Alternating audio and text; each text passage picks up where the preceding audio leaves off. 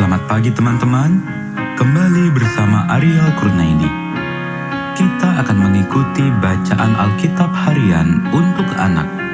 Hari ini, tanggal 28 April, bacaan Alkitab kita 1 Raja-Raja pasal 18. Mari kita awali dengan doa.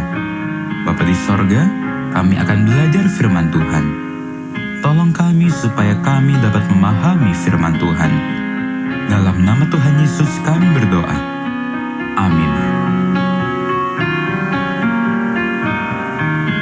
Obadya, pegawai Ahab, bertemu dengan Elia. Dan sesudah beberapa lama, datanglah firman Tuhan kepada Elia dalam tahun yang ketiga. Pergilah, perlihatkanlah dirimu kepada Ahab, sebab aku hendak memberi hujan ke atas muka bumi. Lalu pergilah Elia memperlihatkan diri kepada Ahab. Adapun kelaparan itu berat di Samaria. Sebab itu Ahab telah memanggil Obadya yang menjadi kepala istana. Obadya itu seorang yang sungguh-sungguh takut akan Tuhan.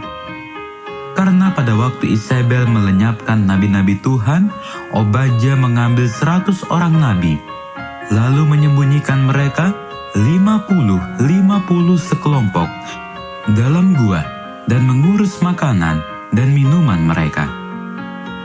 Ahab berkata kepada Obadya, "Jelajahilah negeri ini dan pergi ke segala mata air dan ke semua sungai. Barangkali kita menemukan rumput sehingga kita dapat menyelamatkan kuda dan bagal, dan tidak usah kita memotong seekor pun dari hewan itu." Lalu mereka membagi-bagi tanah itu untuk menjelajahinya. Ahab pergi seorang diri ke arah yang satu, dan Obadya pergi ke arah yang lain. Sedang Obadya di tengah jalan, ia bertemu dengan Elia. Setelah mengenali dia, ia sujud serta bertanya, "Engkaukah ini, hai tuanku Elia?" Jawab Elia kepadanya, "Benar, pergilah, katakan kepada tuanmu, Elia ada." Tetapi jawab Obadya, "Apakah dosa yang telah kuperbuat, maka engkau hendak menyerahkan hambamu ini kepada Ahab, supaya aku dibunuhnya? Demi Tuhan Allahmu yang hidup, sesungguhnya tidak ada bangsa atau kerajaan yang tidak didatangi suruhan tuanku Ahab untuk mencari engkau. Dan apabila orang berkata, 'Ia tidak ada,' maka ia menyuruh kerajaan atau bangsa itu bersumpah bahwa engkau tidak ditemukan di sana. Dan sekarang engkau berkata, 'Pergilah, katakan kepada tuanmu, Elia ada.' Mungkin terjadi, apabila aku sudah pergi daripadamu, Roh Tuhan mengangkat engkau ke tempat yang tidak kuketahui.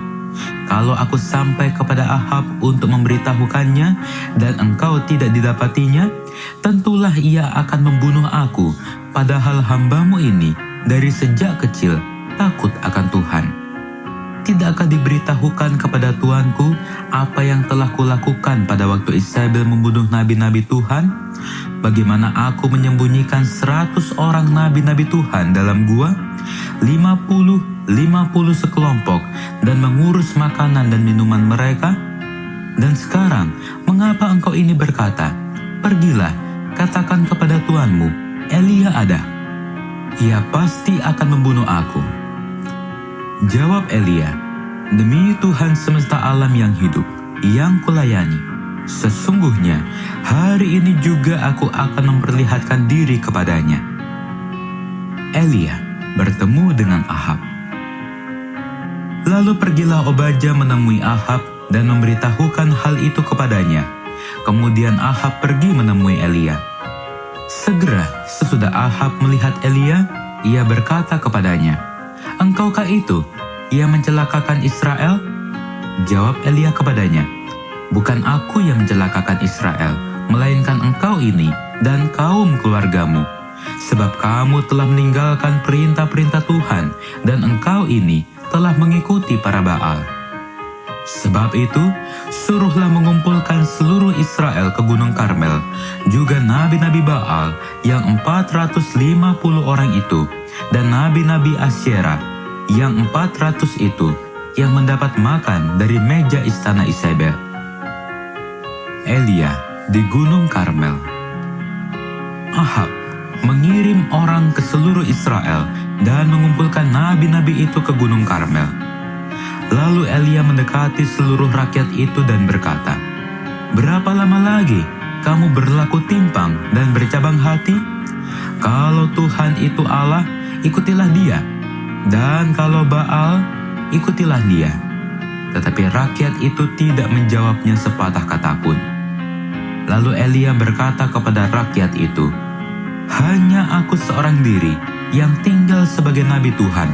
Padahal nabi-nabi Baal itu ada 450 orang banyaknya. Namun, baiklah diberikan kepada kami 2 ekor lembu jantan. Biarlah mereka memilih seekor lembu, memotong-motongnya, menaruhnya ke atas kayu api. Tetapi mereka tidak boleh menaruh api. Aku pun akan mengolah lembu yang seekor lagi, meletakkannya ke atas kayu api, dan juga tidak akan menaruh api. Kemudian biarlah kamu memanggil nama Allahmu, dan aku pun akan memanggil nama Tuhan. Maka Allah yang menjawab dengan api, Dialah Allah." Seluruh rakyat menyahut, katanya, "Baiklah demikian." Kemudian Elia berkata kepada nabi-nabi Baal itu, "Pilihlah seekor lembu dan olahlah itu dahulu, karena kamu ini banyak. Sesudah itu, panggillah nama Allahmu, tetapi kamu tidak boleh menaruh api." Mereka mengambil lembu yang diberikan kepada mereka, mengolahnya, dan memanggil nama Baal dari pagi sampai tengah hari, katanya, "Ya Baal, jawablah kami." Tetapi tidak ada suara, tidak ada yang menjawab. Sementara itu, mereka berjingkat-jingkat di sekeliling mezbah yang dibuat mereka itu. Pada waktu tengah hari, Elia mulai mengejek mereka, katanya, "Panggillah lebih keras, bukankah Dia Allah? Mungkin Ia merenung, mungkin ada urusannya, mungkin Ia bepergian, barangkali Ia tidur dan belum terjaga." Maka mereka memanggil lebih keras serta menoreh-noreh dirinya dengan pedang dan tombak, seperti kebiasaan mereka, sehingga darah bercucuran dari tubuh mereka. Sesudah lewat tengah hari, mereka kerasukan, sampai waktu mempersembahkan korban petang, tetapi tidak ada suara, tidak ada yang menjawab, tidak ada tanda perhatian. Kata Elia kepada seluruh rakyat itu, "Datanglah dekat kepadaku." Maka mendekatlah seluruh rakyat itu kepadanya. Lalu ia memperbaiki mezbah Tuhan yang telah diruntuhkan itu. Kemudian Elia mengambil 12 batu, menurut jumlah suku keturunan Yakub. Kepada Yakub ini telah datang firman Tuhan, "Engkau akan bernama Israel." Ia mendirikan batu-batu itu menjadi mezbah demi nama Tuhan, dan membuat suatu parit sekeliling mezbah itu, yang dapat memuat 2 sukat benih. Ia menyusun kayu api, memotong lembu itu, dan menaruh potongan-potongannya di atas kayu api itu. Sesudah itu, ia berkata, "Penuhilah 4 buyung dengan air, dan tuangkan ke atas korban bakaran dan ke atas kayu api itu." Kemudian katanya, "Buatlah begitu untuk kedua kalinya." Dan mereka berbuat begitu untuk kedua kalinya.